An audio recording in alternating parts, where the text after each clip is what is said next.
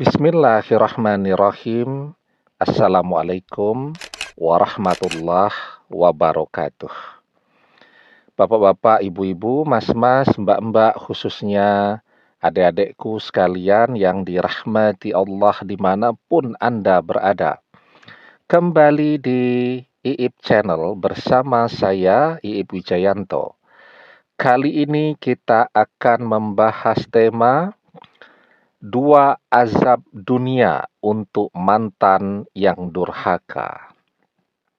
Ya, jadi ketika mantan mengkhianati kita, mantan berpikir bahwa hidupnya akan berjalan dengan bahagia. Dia sudah menang banyak dari kita, dia mendapatkan segalanya, uang kita habis, tabungan kita habis, dia pergi untuk mencari cinta sejatinya, atau bahkan mungkin cinta sejatinya ini sudah dia prospek saat dia masih bersama kita. Nah, artinya mantan tidak cuman mengkhianati setelah perpisahan itu, tetapi juga dia sudah mengkhianati sebelum perpisahan terjadi. Kok bisa ada perpisahan kemudian baru mengkhianati? Bukannya orang kalau sudah berpisah kan bebas saja. Jadi kan dulu dia selalu bilang kepada kita akan setia selamanya dan seterusnya. Orang berpisah kan bisa saja ya untuk menenangkan diri. Ya, agar ketika pikiran dan hatinya tenang kembali, mereka bisa punya energi yang baru untuk kembali bersama lagi. Kan kadang-kadang orang minta pisahnya begitu. Ya, ngajak berpisah dengan alasan untuk menenangkan diri. Nggak taunya bukannya menenangkan diri, bukannya merenung, ya, menyendiri malah dapat pasangan baru. Nah, itu kan namanya juga mengkhianati. Atau tadi sudah mengkhianati memang saat masih bersama atau sudah selingkuh duluan. Nah, artinya apa? Artinya bahwa mantan ini tidak menepati janjinya, mantan ini tidak pernah menghargai segala perjuangan dan pengorbanan kita untuk dia. Mantan ini adalah seseorang yang cuman mau ngerjai kita, memanfaatkan kita, dan seterusnya. Maka ini adalah ciri-ciri mantan yang durhaka. Bukannya kemudian membalas segala kebaikan kita itu, membalas segala kesetiaan yang sudah kita berikan, tetapi yang dia lakukan justru mengkhianati kita, tidak pernah mau ketemu dengan kita lagi, tidak pernah mau berkomunikasi dengan kita lagi, dan seterusnya, dan seterusnya. Jadi kalau anak yang durhaka, itu adalah anak yang berani melawan kepada orang tuanya. Ya, berani membentak orang tuanya. Kalau bicara dengan orang tuanya pakai nada suara yang tinggi. Berani merintah-merintah orang tuanya. Nah, itu namanya anak yang durhaka. Kalau istri yang durhaka juga selalu melawan kepada suaminya, misal begitu. Dan seterusnya. Nah, mantan juga bisa durhaka, yaitu ketika dia tidak pernah menghargai kehadiran kita di dalam hidupnya. Mantan tidak ada satupun janji yang pernah dia ucapkan kepada kita untuk setia kepada kita selamanya yang kemudian dia tepati. Jangankan menepati janjinya kepada kita, masih bersama kita pun dia sudah mengkhianati kita. Nah, jadi untuk mantan yang durhaka itu, yang pertama azab dunia untuk dia ya.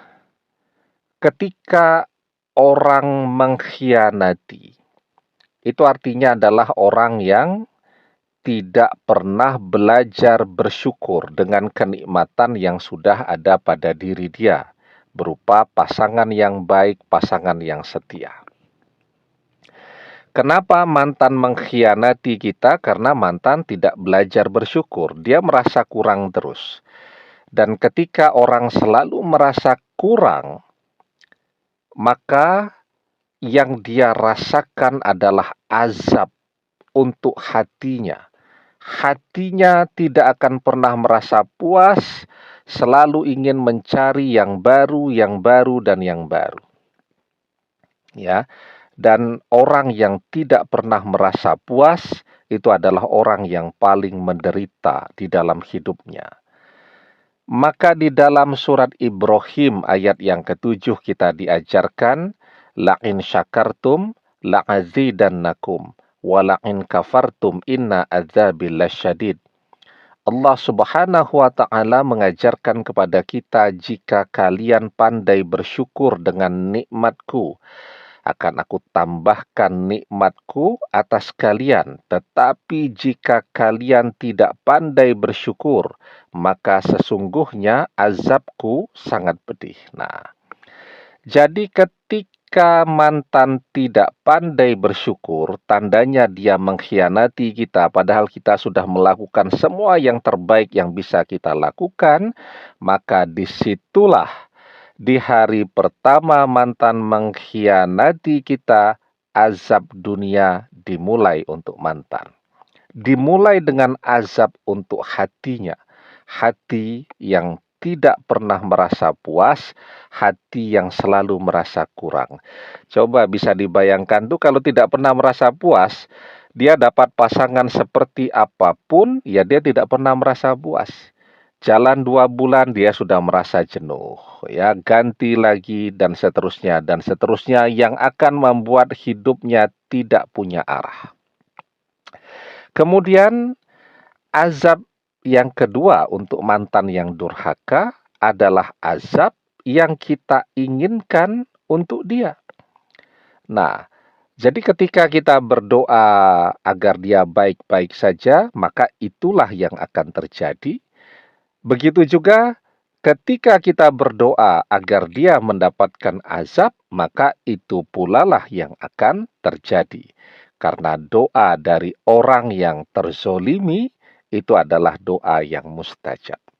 Jadi apapun yang akan terjadi dalam hidup mantan, ketika kita menginginkan azab untuk dia, maka azab yang terjadi adalah seperti apa yang kita inginkan. Ada orang yang menginginkan mantannya berpisah dari orang ketiga, kan? Ada yang berdoa agar mantannya dikhianati oleh orang ketiga. Ada yang berdoa agar mantannya bangkrut, dan seterusnya, Dan itu semua akan kejadian. Da'watul mazlumi mustajabah. Wa in kana fajiran fafujuruhu ala nafsi. Doa orang yang terzolimi itu adalah doa yang mustajab. Meski yang berdoa itu adalah orang yang fajir, ya. Orang yang fajir itu adalah orang yang malas ibadahnya, banyak maksiatnya, dan seterusnya. Dia orang yang fajir. Tetapi ketika di dunia dia terzolimi, itu pun doanya terkabul. Ya.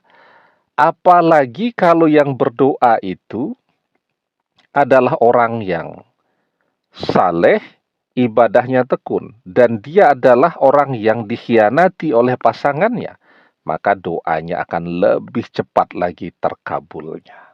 Ya, jadi itu 2 azab dunia yang akan terjadi pada mantan yang durhaka. Demikian, semoga bermanfaat. Wallahu a'lam bissawab, billahi taufik wal hidayah. Assalamualaikum warahmatullahi wabarakatuh.